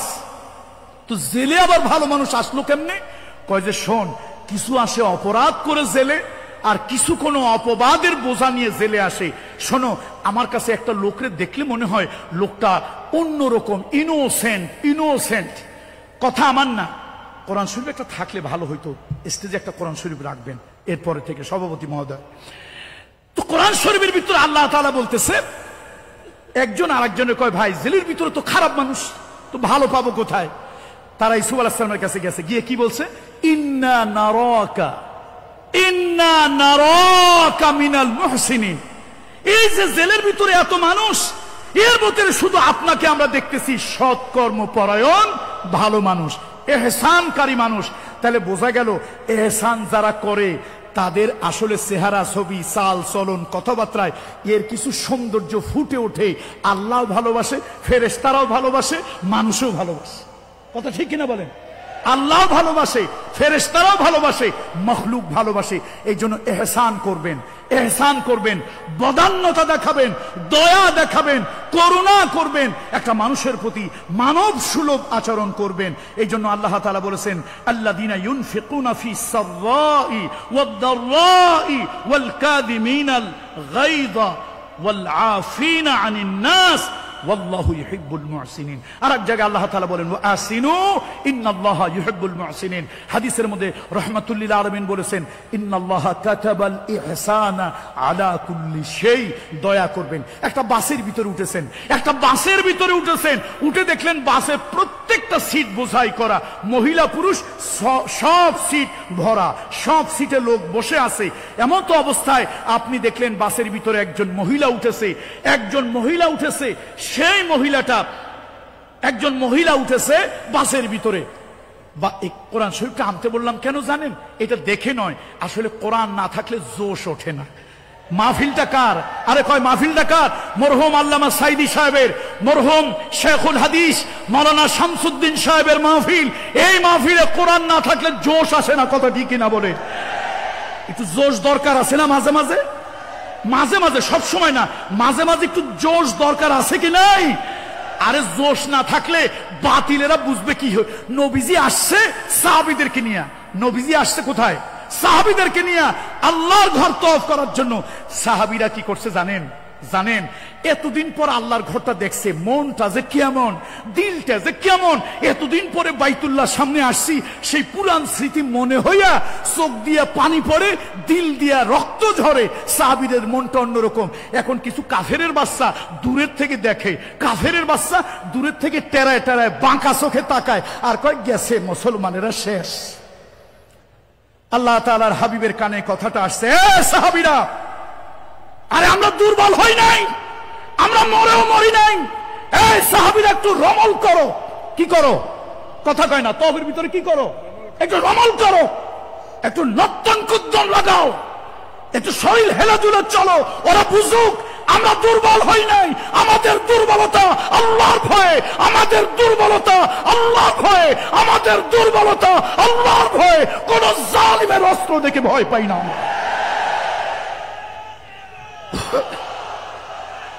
বন্ধুরা আমার, বন্ধুরা আমার, বন্ধুরা আমার, এহসানের কথা বলতেছিলাম নাকি? এহসানের কথা বলতেছিলাম।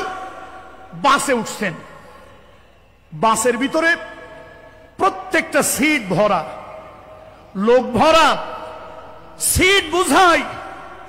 হঠাৎ দেখলেন একজন মহিলা উঠছে। মনে হচ্ছে ধর্মের পরিচয় সে হিন্দু। হাতের মধ্যে শাখা পড়া, কপালে সিঁদুর লাগানো। এক নজর তার দিকে তাকিয়ে দেখলাম তিনি একজন গর্ভবতী মা। তিনি একজন, কথা কয় না এতগুলো লোক, এক নজর তার দিকে তাকিয়ে দেখলেন তিনি একজন গর্ভবতী মা। শুনুন, ইসলামের সৌন্দর্য কি? তুমি তার শাখার দিকে তাকাইও না, তার কপালে সিঁদুরের দিকে তাকাইও না, তার ধর্ম পরিচয়ের দিকে তাকাইও না। এতগুলা মানুষ কেউ সিট ছেড়ে উঠে দাঁড়াচ্ছে না। এই গর্ভবতী মাকে একটু বসার ব্যবস্থা কেউ করে দিচ্ছে না। তুমি একটু ওঠো, তুমি একটু বিবেককে জাগ্রত করো, ওঠো। হিন্দু হোক, বৌদ্ধ হোক, খ্রিস্টান হোক, এই মানুষটাকে তুমি একটু বসার ব্যবস্থা করে দাও। এই যে তুমি যদি তোমার সিটটা ছেড়ে, তুমি যদি তোমার আসনটা ছেড়ে ওই গর্ভবতী মা, ধর্মে সে হিন্দু হোক, এই মাকে তুমি বসার জন্য একটু জায়গা করে দিয়েছো, আল্লাহর কোরআন নবীর হাদিসের ভাষায় তুমি তার প্রতি ইহসান করেছো। তুমি তার প্রতি কি করেছো? কোরআন শরীফে আল্লাহ তাআলা আরেক জায়গায় কি বলে জানেন? হাল জাযাউল ইহসান ইল্লাল ইহসান। এই বান্দা, এই বান্দা শোনো, তুমি যদি কারো প্রতি ইহসান করো, করুণা করো, দয়া করো, বদান্যতা দেখাও, আমি আরশের মালিক এর বদলা তোমাকেও আমি জাযা দেব, ইহসান করব, তোমার প্রতিও করুণা করব, তোমার প্রতিও সদাচরণ করব, বদান্যতা আমি আল্লাহ তাআলা তোমার উপরে দেখাবো। এই জন্য মানুষের যতগুলি মানবিক গুণাবলী আছে, 4 হাত 2 হাত 2 পাও, 4 হাত পাও নিয়ে জন্মগ্রহণ করলেই মানুষ হয় না। মানুষ হয় তার মনুষ্যত্বে, মানুষ হয় তার ইনসানিয়াতে, মানুষ হয় তার হিউম্যানিটিতে। ইনসানিয়াতের জন্য, হিউম্যানিটির জন্য, মানুষ হওয়ার জন্য যতগুলি গুণ আছে তার মধ্যে উত্তম গুণ হলো ইহসান। বলেন উত্তম গুণের নাম কি? তাহলে এই সমাজ কল্যাণ পরিষদের এই মাহফিল থেকে, যে মাহফিল এই বাংলার সূর্য সন্তানেরা করেছিলেন, আজকে তারা আল্লাহর দিকে জান্নাতবাসী হয়েছেন। আসুন আজকের এই মাহফিল থেকে অন্তত একটা সবক নিয়ে বাড়ি যাব, একটা সবক নিয়ে বাড়ি যাব। বাকি জীবন যতদিন বেঁচে থাকি সৃষ্টির প্রতি, মানুষের প্রতি ইহসান করব, সৃষ্টির প্রতি, মানুষের প্রতি ইহসান করব। ওয়াল্লাহু ইউহিব্বুল মুহসিনিন। আল্লাহ তাআলা ইহসানকারীদেরকে, বদান্যতা প্রকাশকারীদেরকে আল্লাহ তাআলা ভালোবাসেন। এবার আমার বন্ধুরা, আরেক শ্রেণীর মানুষদেরকে আল্লাহ ভালোবাসেন। যারা নাকি ধৈর্য ধারণ করে, ধৈর্যশীল, ওই ধৈর্যশীলদেরকে আল্লাহ তাআলা ভালোবাসেন। কোরআন শরীফের সূরা আলে ইমরানের ভিতরে আল্লাহ তাআলা বলেছেন 146 নম্বর আয়াতের ভিতরে, ওয়াল্লাহু ইউহিব্বুস সাবিরিন। আল্লাহ তাআলা ধৈর্যশীলদেরকে ভালোবাসেন, আল্লাহ তাআলা ধৈর্যশীলদেরকে ভালোবাসেন। আরেক জায়গায় আল্লাহ তাআলা বলেন, ও আমার বান্দারা শোনো, ও আমার বান্দারা শোনো, তোমরা দুইটা জিনিসের মাধ্যমে আমার কাছে সাহায্য চাও। ওয়াস্তাঈনু বিস-সাবরি ওয়াস-সালাহ, ওয়াস্তাঈনু বিস-সাবরি ওয়াস-সালাহ ওয়া ইন্নাহা লাকাবীরাতুন ইল্লা আলাল খাশিঈন। বন্ধুরা আমার, নামাজ এবং ধৈর্যের মাধ্যমে আল্লাহ তাআলা আল্লাহর কাছে সাহায্য চাওয়ার জন্য বলেছেন। ধৈর্য হলো মানুষের জীবনের একটা মহৎ গুণ, ধৈর্য হলো মানুষের জীবনের মহৎ গুণ। আল্লাহ তাআলা ধৈর্যশীলদেরকে পছন্দ করেন। আমার নবী মুহাম্মদ রাসূলুল্লাহ সাল্লাল্লাহু আলাইহি ওয়াসাল্লাম মক্কায় তিনি নির্যাতিত হয়েছেন, 13টি বছর নির্যাতিত হয়েছেন। 36 মাস আল্লাহ নবী শিয়াবে আবি তলেবের ভিতরে ওই আয়না ঘরের মতো কঠিন জেলখানায় বন্দী ছিলেন। তায়েফের জমিনে আল্লাহর হাবিব আল্লাহ নবী তায়েফের জমিনে গিয়েছেন দাওয়াত দেওয়ার জন্য। এই দুনিয়ায় সব পয়গম্বর, সব নবীদের দাওয়াত একরকম ছিল। এই দুনিয়ায় আমাদের দেশে এক এক হুজুরের দাওয়াত একরকম, এক এক পীরের জিকির একরকম, কিন্তু দুনিয়ায় সব পয়গম্বরের দাওয়াত ছিল একরকম। আনি'বুদুল্লাহ ওয়াজতানিবুত তাগুত আইয়ুহান নাস কুলু লা ইলাহা ইল্লাল্লাহ তুফলিহুন। আল্লাহ, মুহাম্মদ রাসূলুল্লাহ এই দাওয়াত নিয়ে রাসূলুল্লাহ তায়েফে গেলেন। আমার হাবিবে কিবরিয়ার গায়ের উপরে বৃষ্টির মতো পাথর তারা নিক্ষেপ করলো। রাসূলুল্লাহর গায়ের এই চামড়া বিভিন্ন জায়গায় ক্ষতবিক্ষত হয়ে গেল, রক্ত ঝরে ঝরে রাসূলুল্লাহর মুজা জুতা টাইট হয়ে গেল। আমার রহমতের নবী তিনবার করে বেহুশ হয়ে জমিনে পড়ে গেলেন। রাসূলুল্লাহকে আদ্দাস নামক একটা লোক আল্লাহ রসুলের কাছে একটু আঙ্গুর সিপড়াইয়া, তার দিলের ভিতরে দয়া হলো, মায়া হলো, নবীজিকে একটু আঙ্গুর সিপড়াইয়া আল্লাহর হাবিবকে একটু শরবত দিল। ওইটা নবীজি খেলেন, শরীরটা একটু ভালো বোধ হলো। রুহুল আমিন জিব্রাইল রাসূলুল্লাহর কাছে চলে আসলো। ইয়া রাসূলুল্লাহ, ইয়া হাবিবাল্লাহ, শুধু একবারের জন্য আপনি একবারের জন্য বলেন তায়েফবাসীদেরকে জমিনে পিষে একাকার করে দেব। ধৈর্যের প্রতীক আমার রহমতের নবী রহমাতুল লিল আলামিন। নবীজি মাথা গরম করলেন না, অধৈর্য হলেন না, সাথে সাথে ব্যবস্থা নেওয়ার জন্য বললেন না। আমার রহমতের নবী ধৈর্য ধারণ করলেন। উহুদের যুদ্ধে রাসূলুল্লাহ ধৈর্য ধারণ করেছিলেন। মা আয়েশা সিদ্দিকা রাদিয়াল্লাহু তাআলা আনহা, তার চরিত্রে যখন কলঙ্ক দেওয়া হলো, এটা ছিল মানসিক যন্ত্রণা, উহুদের মাঠে ছিল শারীরিক যন্ত্রণা, ওই যে তায়েফের জমিনে ছিল শারীরিক যন্ত্রণা। আর মা আয়েশার চরিত্রের উপরে যখন কলঙ্ক দেওয়া হলো, নবীজির বুকের পাঁজর যেন ভেঙে গেল। আল্লাহ নবী যেন কষ্ট পেলেন। তার অত্যন্ত প্রিয়তম স্ত্রী, তার চরিত্রের ব্যাপারে লোকেরা খারাপ কথা বলেছে, নবীজি ধৈর্য ধারণ করলেন। এটা হলো মানসিক যন্ত্রণা থেকে।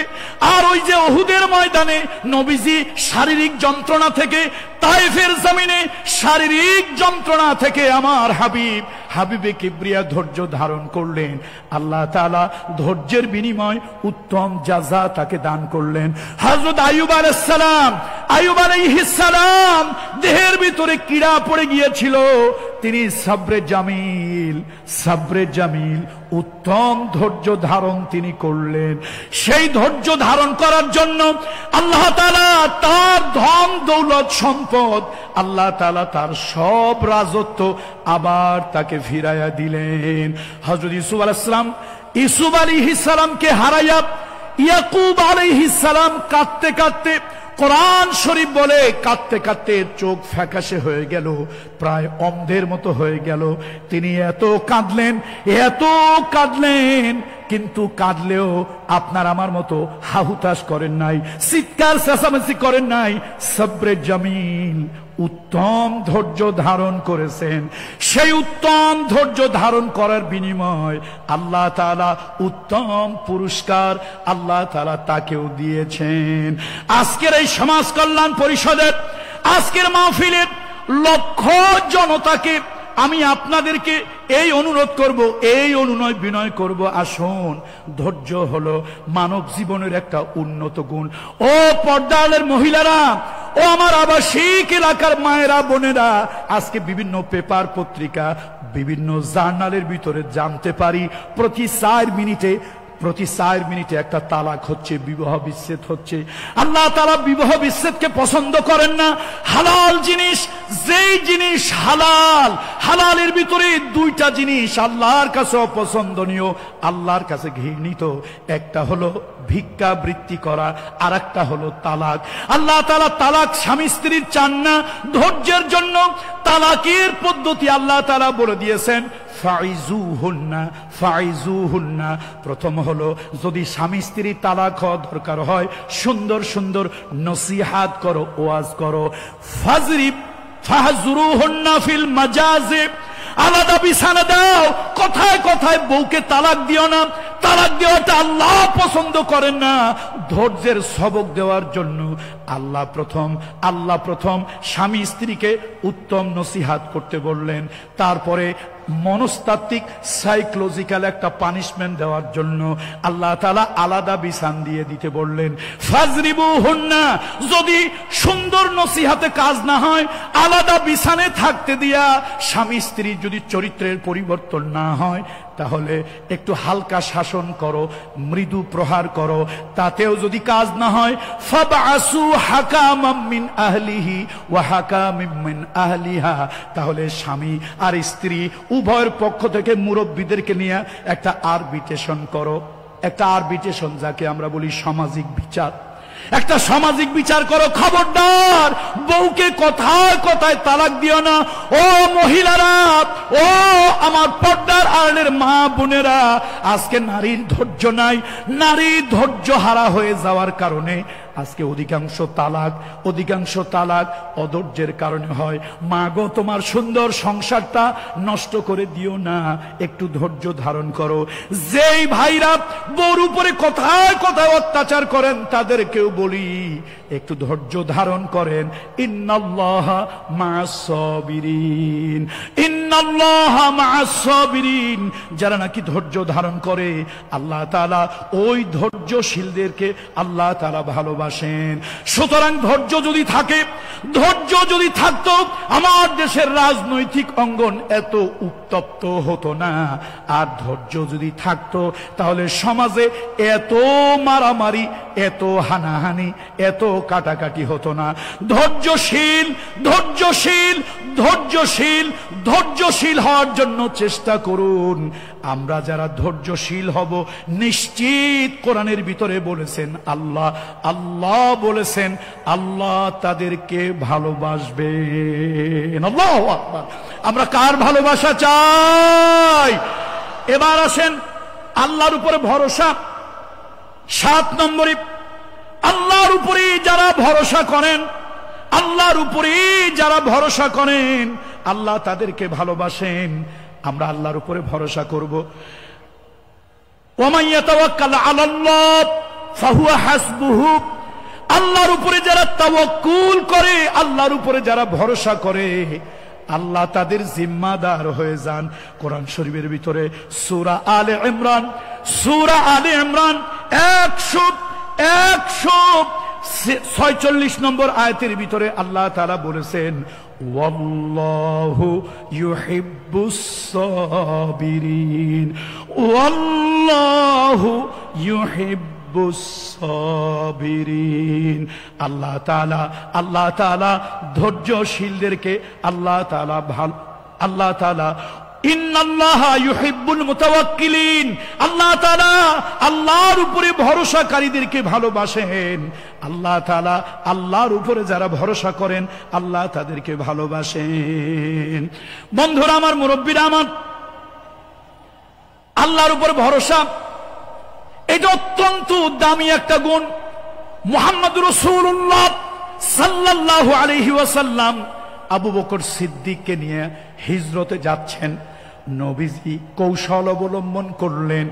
মক্কা থেকে মদিনা হলো উত্তর দিকে, রাসূলুল্লাহ উত্তর দিকে যান নাই, হাবিবে কিবরিয়া উত্তর দিকে যান নাই। নবীজি কৌশল অবলম্বন করে দক্ষিণ পূর্ব দিকে চলে গেলেন, গারে সুর পাহাড়ে চলে গেলেন। ওই জায়গায় আল্লাহর হাবিব আবু বকর সিদ্দিক রাদিয়াল্লাহু তাআলা আনহু তাকে নিয়ে অবস্থান করতেছেন। তাকে নিয়ে রাসূলুল্লাহ ওই জায়গায় অবস্থান করতেছেন। হঠাৎ আবু বকর সিদ্দিকের কানে আওয়াজ এলো, আবু বকর সিদ্দিকের কানে আওয়াজ এলো, কারা যেন সুর পাহাড় বেয়ে বেয়ে উপরে উঠতেছে, সুর পাহাড় বেয়ে বেয়ে উপরে উঠতেছে। আবু বকর সিদ্দিক নিজের জীবনের জন্য তার কোনো মায়া নাই, নিজের জীবনের জন্য তার কোনো চিন্তা নাই।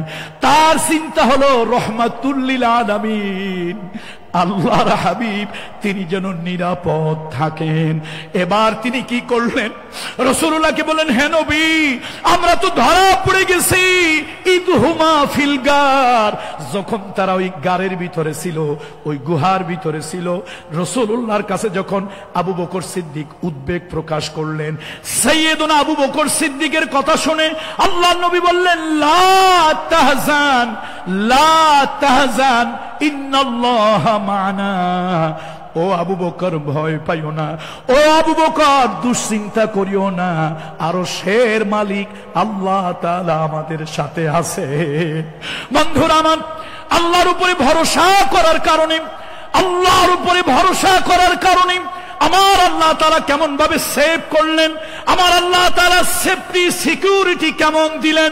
ওই জায়গায় একটা মাকড়সা এই পাথর থেকে ওই পাথর, ওই পাথর থেকে সেই পাথর, এই পাথরে পাথরে হাঁটাহাঁটি করেছে মাকড়সা, আর লালাগুলো বের করে জাল বুনেছে। এক পাথর থেকে আর এক পাথরে টেনে টেনে জাল বুনেছে। কাফেরেরা কনফিউশনে পড়ে গেল, হেজিটেশনে পড়ে গেল, দ্বিধা দ্বন্দ্বের ভিতরে পড়ে গেল, ধোকার ভিতরে পড়ে গেল। যদি ভিতরে মানুষ যাবে, এই দুর্বল মাকড়সা, এই জাল ছিন্ন হয়ে যাওয়ার কথা, এই জাল ছিঁড়ে যাওয়ার কথা। সুতরাং মাকড়সার জাল যেহেতু ছিন্ন হয় নাই, ভিতরে কেউ যায় নাই, আবার কেউ তাকায় দেখলো সেখানে কবুতর বসে আছে, ডিম পেড়েছে। আমার আল্লাহ তাআলা কাউকে যদি বাঁচায় তাহলে মাকড়সার জাল দিয়া আল্লাহ তাকে সেভ করে। আর যারা আল্লাহর উপরে ভরসা না করে, DGFI, NSI, SB, intelligence branch, এদের উপরে যারা ভরসা করে, আল্লাহর উপরে ভরসা নাই, আল্লাহর উপরে ভরসা নাই, জনগণের প্রতি বিশ্বাস নাই, তারা পালায়া যাওয়ার জন্য সময় পায় মাত্র 45 মিনিট। কথা ঠিক কিনা বলুন? বলেন, ভরসা কার উপরে হবে? তাওয়াক্কুল কার উপরে হবে? জোরে বলেন। আমার আল্লাহর উপরে তাওয়াক্কুল। আমার আল্লাহ যদি চায় আমার ফাঁসির রশি গলায় পড়বে, আমার আল্লাহ যদি না চায় तमाम পৃথিবী ঐক্যবদ্ধ হয়ে আমার গলায় কেউ ফাঁসি লাগাতে পারবে না। আমার আল্লাহ যদি চায় আমার উপরে বুলেট আসবে, লেখা যদি থাকে আসবে, কেউ ফিরাতে পারবে না। আর আমার মালিক যদি চায় আমার উপরে বুলেট নিক্ষেপ হবে না, সারা দুনিয়া চেষ্টা করে পারবে না। ভরসা তো আল্লাহর উপরে হবে। ইউসুফ আলাইহিস সালামকে জুলাইখা ফুসলাইয়া উপরে নিয়ে গিয়েছিল, তার তার যেই বাসনা কামনা চৈতার্থ করার জন্য ইউসুফ আলাইহিস সালামকে উপরে নিয়েছিল। বাড়ির চাকরানি, বাড়ির কর্মচারী, বাড়ির যারা ওয়ার্কার আছে, কাজের লোক আছে, এদেরকে পয়সা দিয়া, রেশওয়া দিয়া, এদেরকে বকশিশ দিয়া ইউসুফ আলাইহিস সালামকে আটকানোর জন্য পিছন দিক থেকে সব দরজাগুলো আটকে দিয়েছিল, সব দরজা আটকে দিয়েছিল। এবার জুলাইখা ইউসুফ আলাইহিস সালামকে উপর তলায় নিয়ে গেল, তার রূপ, তার যৌবন, তার সব কিছু ইউসুফ আলাইহিস সালামের সামনে উপস্থাপন করলেন। উপভোগ করার জন্য ইউসুফ আলাইহিস সালামকে দাওয়াত দিলেন। ইউসুফ আলাইহিস সালাম চিন্তায় পড়ে গেলেন, আমি তো চরিত্রহীন কোনো ব্যক্তি নই, আর এই মহিলা তো আমার বাড়ির যিনি মালিক তার হচ্ছে স্ত্রী, সুতরাং আমি তো এটা আমার কাছে আমানত। তিনি চিন্তা করলেন আমানতের খেয়ানত করা যাবে না, চরিত্রের উপরে কলঙ্ক দেওয়া যাবে না। আমি হচ্ছি ইয়াকুব আলাইহিস সালামের সন্তান, ইয়াকুব আলাইহিস সালাম হলো ইসহাক আলাইহিস সালামের সন্তান, ইসহাক আলাইহিস সালাতু ওয়াস সালাম হলো ইব্রাহিম আলাইহিস সালাতু ওয়াস সালামের সন্তান। সুতরাং নবুয়তির বংশে চুনকালি লাগানো যাবে না, নবুয়তির বংশে কলঙ্ক দেওয়া যাবে না। তিনি চিন্তা করলেন আমার পক্ষে তো কেউ নাই, আমার পক্ষে আছে আল্লাহ। তিনি আল্লাহর উপরে ভরসা করে আল্লাহু আকবার বলে এমন জোরে দৌড় বেড়েছে, আল্লাহ কুদরত দিয়ে পিছনের দিকের সব দরজাগুলো আল্লাহ খুলে দিয়েছে। এরপরে ইউসুফ আলাইহিস সালামের চরিত্রে কলঙ্ক দেওয়া হলো। ইউসুফ আলাইহিস সালামের চরিত্রে কলঙ্ক দেওয়া হলো। ইউসুফ আলাইহিস সালাম নিজেই নাকি জুলাইখার ইজ্জত, আবরু, সতীত্বের উপরে হাত দিয়েছে। নাউজুবিল্লাহ বলবেন না, আস্তাগফিরুল্লাহ বলবেন না। দেখেন আল্লাহ কি তারে বাঁচাইছে না বাঁচাই নাই? কি দিয়ে বাঁচাইছে? আল আদাবুল মুফরাদ নামক কিতাবের ভিতরে ইমাম বুখারী রাহমাতুল্লাহ আলাইহি ঘটনা তুলেছেন। দুধের বাচ্চা, এই দুধের বাচ্চা দিয়ে 4টা লোকের চরিত্র আল্লাহ হেফাজত করেছেন। তার মধ্যে একজন হলেন ইউসুফ আলাইহিস সালাম। দোলনার ভিতরে এক আত্মীয়র বাচ্চা দুলতেছিল, সেই দুধের বাচ্চার জবান আল্লাহ তাআলা খুলে দিলেন। সেই বাচ্চা প্রাপ্তবয়স্ক লোকদের মতো কথা বলল, এই মিশরের অর্থমন্ত্রী, মিশরের পরিকল্পনা মন্ত্রী, মিশরের আজিজে মিসর, ভালো করে শোনো, জ্ঞানীর জন্য ইশারা যথেষ্ট। জুলাইখার জামা যদি সামনে পিছনে ছেঁড়া হয় তাহলে ইউসুফ দায়ী, ইউসুফের জামা যদি সামনের দিকে ছেঁড়া হয় তাহলেও ইউসুফ দায়ী, কিন্তু ইউসুফের জামা যদি পিছন দিক থেকে ছেঁড়া হয় তাহলে এই জন্য আর কেউ নয়, তোমার ওই তোতা পাখি ঘষেটি বেগম তিনি দায়ী। জামা কোন দিক দিয়ে ছেঁড়া ছিল? কার জামা? ইউসুফ আলাইহিস সালামের না জুলাইখার? তাহলে দেখছেন ভরসা কার উপরে করেছিল? আল্লাহর উপরে। এই জন্য ভরসা আল্লাহর উপরে হবে। বন্ধুরা আমার, আল্লাহ তাআলা ইউনূস আলাইহিস সালামের কথা কোরআনে বলেছেন, ওয়াযান্নুন ইয যাহাবা মুগাযিবান ফাযান্না আল্লান নাকদিরা আলাইহি ফানাদাহু ফিজ যুলুমাতি আল্লা ইলাহা ইল্লা আনতা সুবহানাকা ইন্নী কুনতু মিনাজ জালিমিন। হযরত ইউনূস আলাইহিস সালাম বিরাট লম্বা ঘটনা, ওদিকে আমি যাব না, সময় আমাকে সাপোর্ট করবে না। শুধু এতটুকু বলবো, ইউনূস আলাইহিস সালামকে উত্তাল দরিয়ার ভিতরে, ঢেউয়ের দরিয়ার ভিতরে ফেলে দেওয়া হলো। বিশাল বড় একটা নীল তিমি মাছ তাকে গিলে খেয়ে ফেললো। হযরত ইউনূস আলাইহিস সালাম মাছের পেটের ভিতরে গিয়া বেহুশ হয়ে আছেন। তিনি হঠাৎ তার কানের ভিতরে আওয়াজ গেল, ইউসাব্বিহু লিল্লাহি মা ফিস সামাওয়াতি ওয়া মা ফিল আরদ। আকাশ এবং জমিনের মাঝখানে যা কিছু আছে সব আল্লাহর জিকির করে।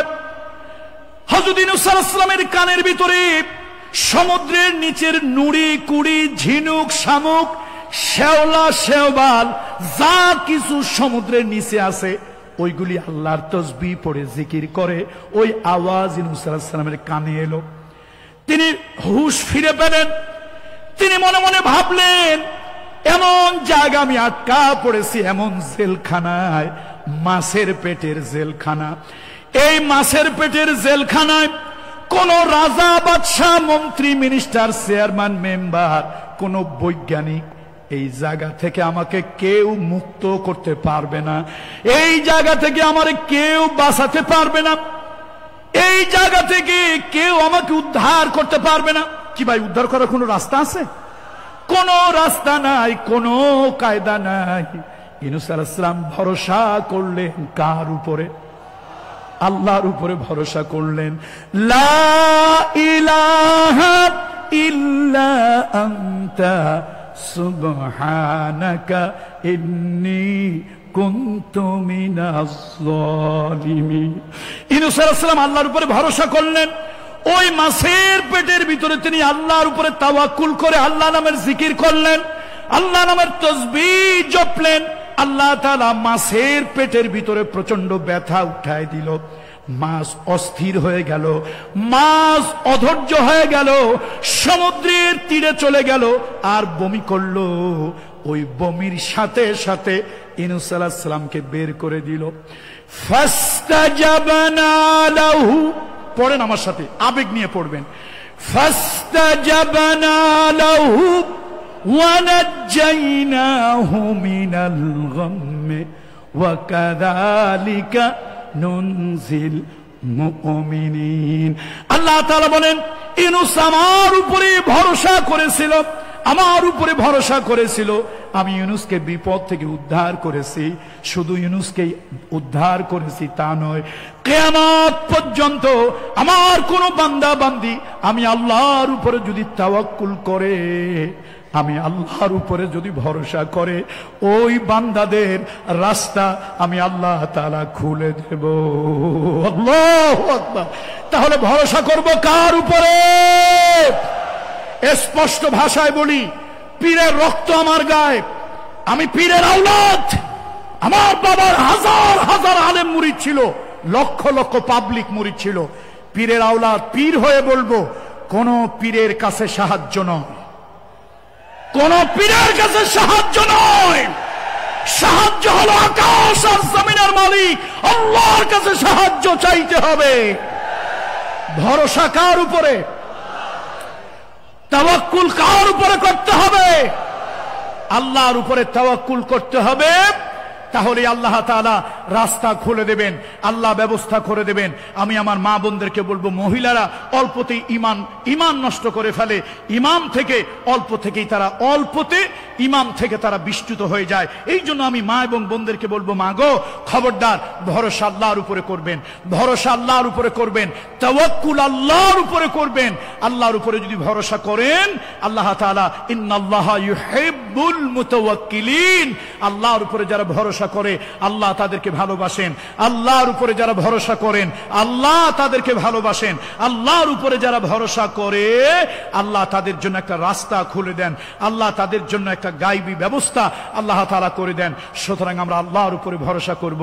দেখেন, বনি ইসরাইলের 3টা লোক গুহার মধ্যে আটকা পড়েছিল, লম্বা ঘটনা। সে ঘটনা আমরা অনেকবার শুনেছি, ভবিষ্যতে আবার শুনবো। তাদের গুহার মুখটা বন্ধ হয়ে গিয়েছিল, বিশাল বড় একটা পাথর, সেই পাথর সরানোর কেউ ছিল না। 3 বন্ধু গুহার মধ্যে জীবনের ভালো কাজকে ওসিলা দিয়ে আল্লাহর কাছে তাওয়াক্কুল করেছিল। আল্লাহই বাঁচাতে পারবে। কে বাঁচাতে পারবে? আল্লাহই বাঁচাতে পারবে, আল্লাহই হেফাজত করতে পারবে। আল্লাহর উপরে ভরসা করেছিলেন, দোয়া করেছিলেন। সেই গুহা থেকে নবীজির হাদিস, রহমাতুল্লিল আলামিনের হাদিস, সেই গুহা থেকে আল্লাহ তাআলা তাদেরকে হেফাজত করেছে।